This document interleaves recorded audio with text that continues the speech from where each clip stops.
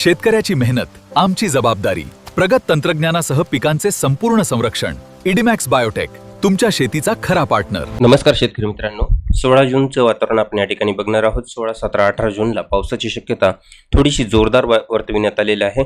मग तो कोणता जिल्हा असेल, कोणता तालुका असेल, याची संपूर्ण विशेष माहिती आपण या व्हिडिओच्या माध्यमातून घेत आहोत. त्यामुळे व्हिडिओला शेवटपर्यंत बघा. शॉर्टकट सांगण्याचा प्रयत्न करत आहोत. व्हिडिओ थोडंसं छोटं होईल कारण महत्त्वाची माहिती आहे या ठिकाणी, त्यामुळे व्हिडिओला शेवटपर्यंत नक्कीच बघा.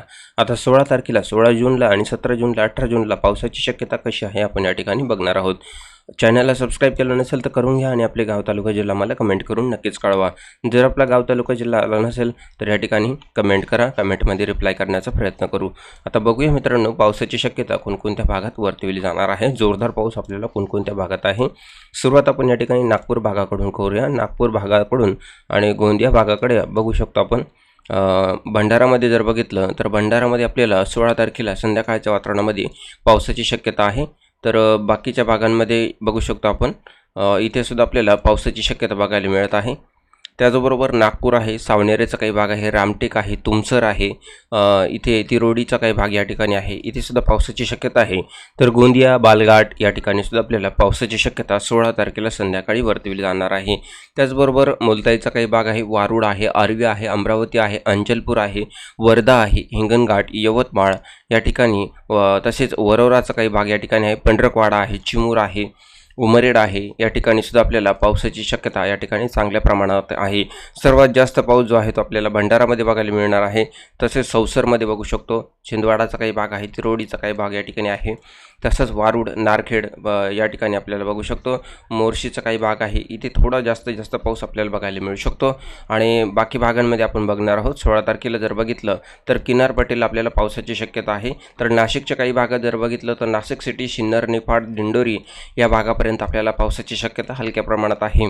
तसंच संगमनेरच्या काही भागात आपल्याला वातावरण होईल, पावसाची शक्यता कमी राहील. त्यामध्ये राहुरी, घोडेगावचा काही भाग असेल, अहिल्यानगरचा, तर इथे फक्त वातावरण आपल्याला बघायला मिळत आहे, पावसाची शक्यता कमी प्रमाणामध्ये आहे. तसेच अहिल्यानगरच्या श्रीगोंदा, दौंडच्या काही भागात, शिरूरमध्ये बघितलं तर इथे सुद्धा वातावरण होईल, पावसाची शक्यता कमी प्रमाणामध्ये आहे. तसेच लोणावळा, पुणे या ठिकाणी जर बघितलं वातावरण आहे, पावसाची शक्यता कमी आहे. सातारामध्ये जर बघितलं तर साताऱ्याच्या काही भागात आपल्याला हलक्या हलक्या पावसाची शक्यता आहे. त्यानंतर बाकी सोलापूरच्या काही भागात जर बघितलं तर तिथे सुद्धा आपल्याला हलक्या स्वरूपाचा पाऊस आपल्याला सोलापूरच्या काही भागात बघायला मिळणार आहे. त्यानंतर रात्रीच्या काही भागात आपण बघूया, मध्यरात्री काही पावसाची शक्यता आहे का. मध्यरात्री जर बघितलं तर चंद्रपूरच्या काही भागात आपल्याला थोडा मध्यम पावसाची शक्यता 16 तारखेला वर्तविली जाणार आहे. त्यानंतर 17 तारखेचा अंदाज या ठिकाणी घेऊ.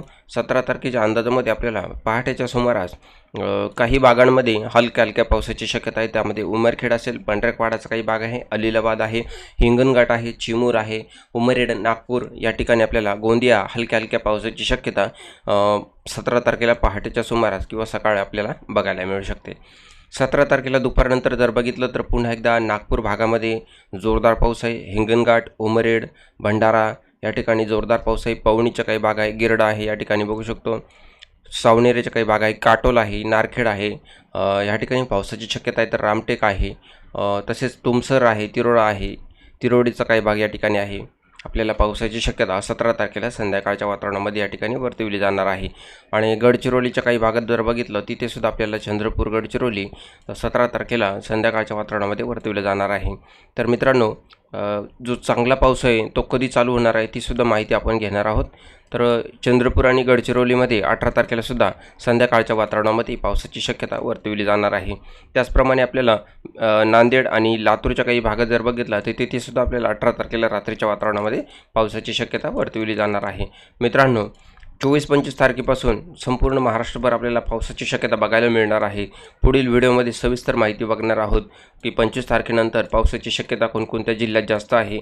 तर सगळीकडेच महाराष्ट्रामध्ये पाऊस सुरू होणार आहे, पण सगळ्यात जास्त पाऊस कोणत्या जिल्ह्यापासून सुरू होणार आहे ही आपण माहिती पुढील अपडेटमध्ये घेऊया. मित्रांनो, भेटूया पुढील व्हिडिओमध्ये. धन्यवाद.